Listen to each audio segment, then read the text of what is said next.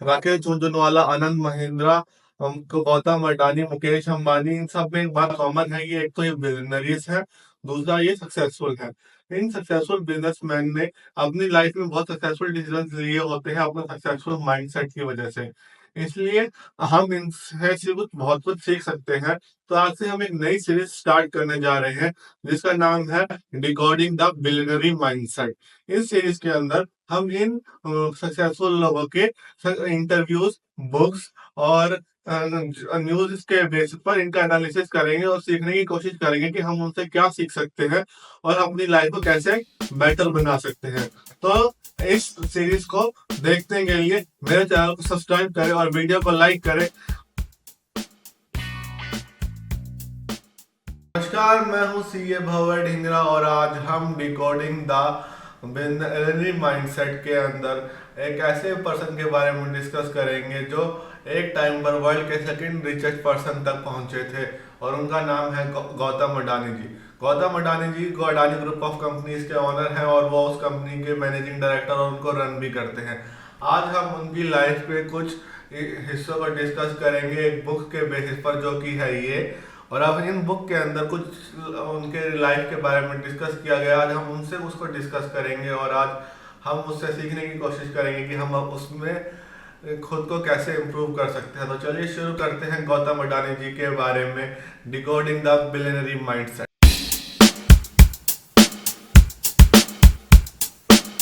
Bhaskar ji first quality जो गौतम अडानी के बारे में डिस्कस करते हैं वो ये है कि वो अपनी सभी कंपनीज की listing after they are in profit ही करते हैं।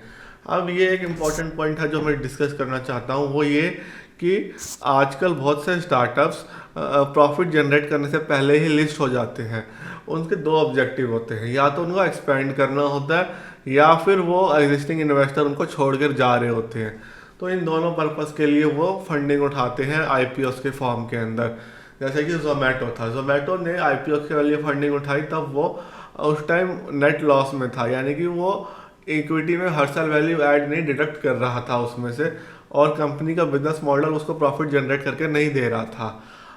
इस प्रोसेस को कहते हैं कि कंपनी इन मेकिंग है, यानी कि कंपनी प्रॉफिटेबल होने जा रही है। कंपनी अपने ऑपरेशंस को स्केल करके या जैसे भी एक प्रॉफिटेबल बिजनेस बनने की कोशिश कर रही है, उस प्रोसेस में कंपनी की लिस्टिंग हो जाती है।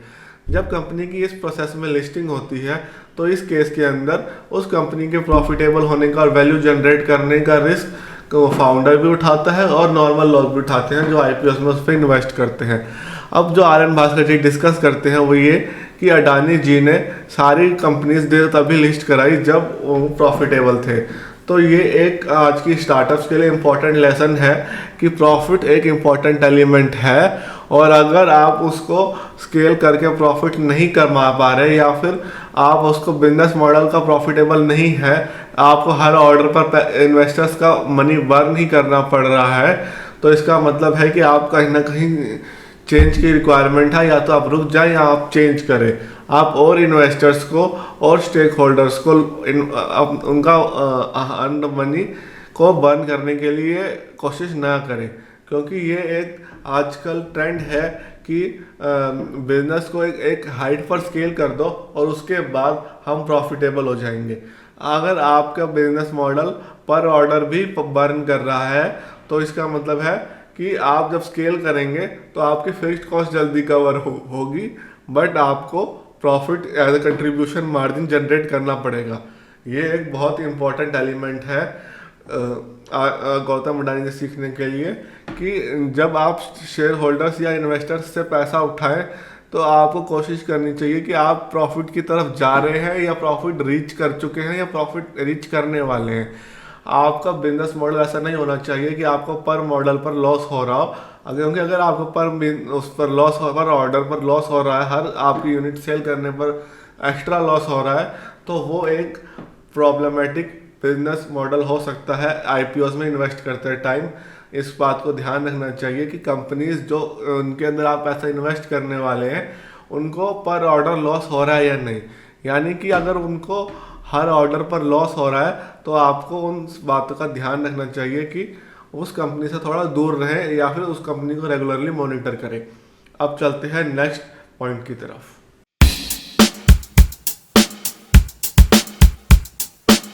पार्ट है वो हम डिस्कस करेंगे मुंद्रा पोर्ट के बारे में, जो अडानी जी के पोर्ट्स के बिजनेस के बारे में है।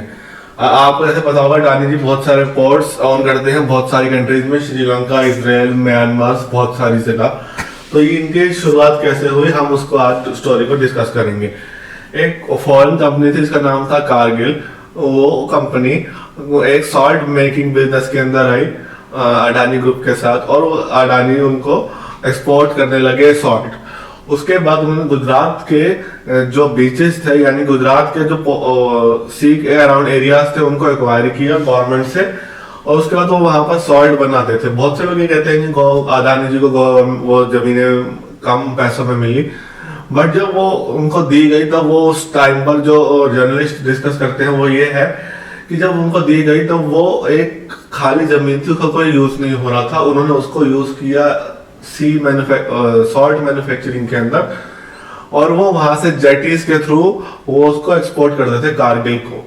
और धीरे धीरे ये बिजनेस चलता रहा, और कुछ टाइम के बाद वहां पर एक पोर्ट बनाने की बात हुई। तो कारगिल कंपनी ने गुजरात की गवर्नमेंट को बोला कि हम यहाँ पर पोर्ट बनाना चाहते हैं, और अडानी जी को बोला कि आपका जो शेयर है वो सिर्फ 11% रहेगा और हम यहाँ पर मेजर पोर्ट बनाएंगे। बट अडानी जी अपनी बात पर अड़ गए। उन्होंने कहा नहीं, मेरा स्टेक उतना ही रहेगा जितना स्टार्टिंग में था, और आपको ये अलाउ नहीं करूंगा। उस टाइम की स्टेट गवर्नमेंट के पास गई कारगिल कंपनी, और उन्होंने उनको शिकायत लगाई कि हम यहाँ पर चाहते हैं इन्वेस्टमेंट करना, बट ये करने नहीं दे रहे हैं गौतम अडानी। तो स्टेट गवर्नमेंट का स्ट्रेट फॉरवर्ड इशू था कि हमारे ओन्ड है और हम आपको नहीं देंगे, और जो आप दोनों का प्राइवेट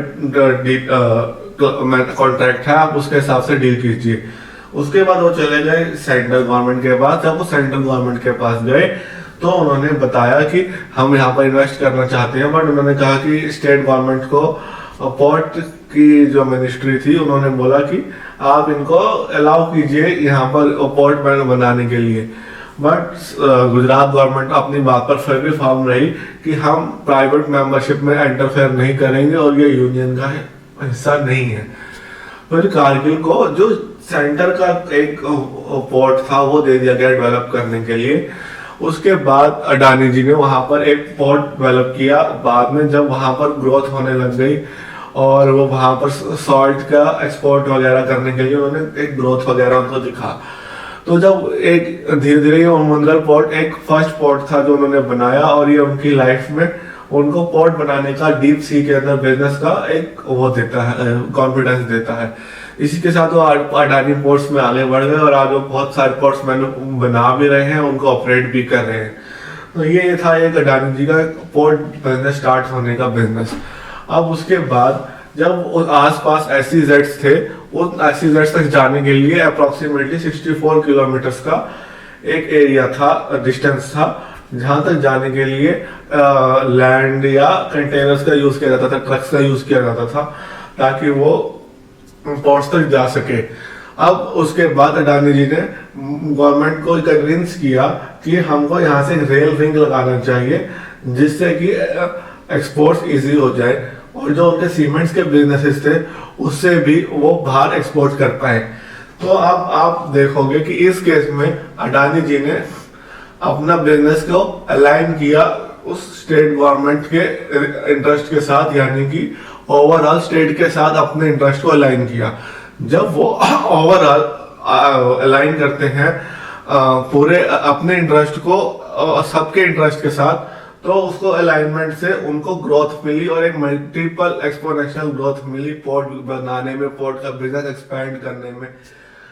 इसकी एक स्टोरी ये भी है कि वो जो डिस्कस करते हैं जर्नलिस्ट, वो ये भी है कि वो मारुति के पास गए और उनको बोला कि अगर आप हमारे शिप के थ्रू अपनी ट्रांसफर करेंगे, मतलब वो गाड़ियां इंडिया के दूसरे पार्ट्स में ट्रांसफर करेंगे, तो आपको सस्ता पड़ेगा और आप अपनी कंपटीटर से लेस कॉस्ट पर बेच पाएंगे।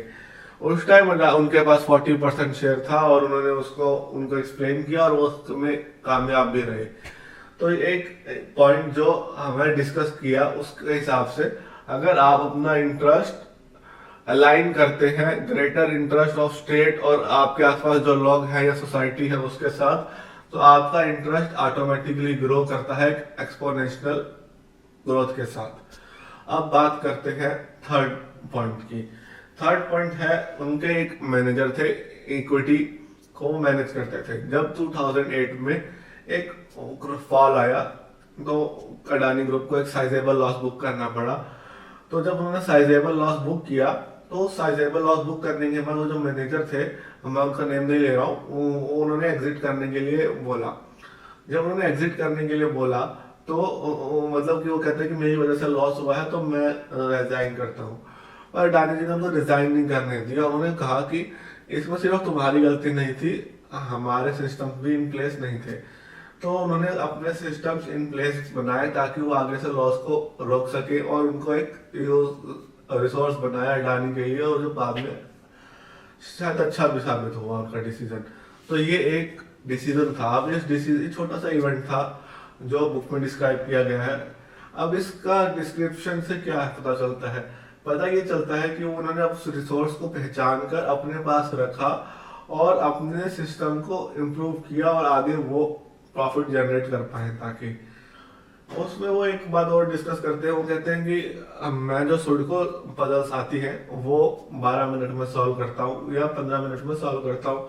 अडानी जो तो 4 मिनट में सॉल्व कर लेते थे, क्योंकि वो अपने इंट्यूशन पर काम करते हैं।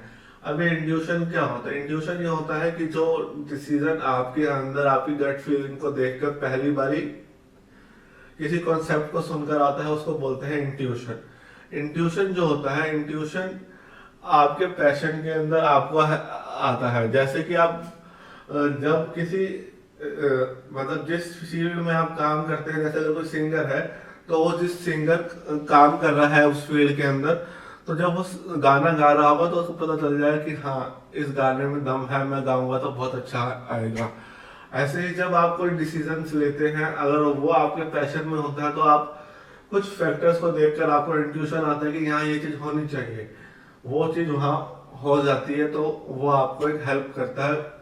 बट ये उस स्टेज पर होता है जब आप एक लेवल पर पहुंच जाते हैं, अपने माइंड के लेवल पर पहुंच जाते हैं। स्टार्टिंग में अगर आप इंट्यूशन बोलेंगे तो वो एक तुक्का होता है। तुक्का नहीं, इंट्यूशन होता है जब आप अपने पैशन के हद तक पहुंच जाते हैं, तो आप उस हद में अगर आप वो अपने पैशन का कोई डिसीजन लेते हैं तो वो एक अच्छा डिसीजन होता है। तो ये एक अडानी जी का इंट्यूशन था जो मैंने सीखा। कमेंट करिए आपने क्या सीखा आज के deep dive into the billionaire mindset के अंदर और डिकोडिंग द बिलियनरी माइंडसेट के अंदर। Thank you.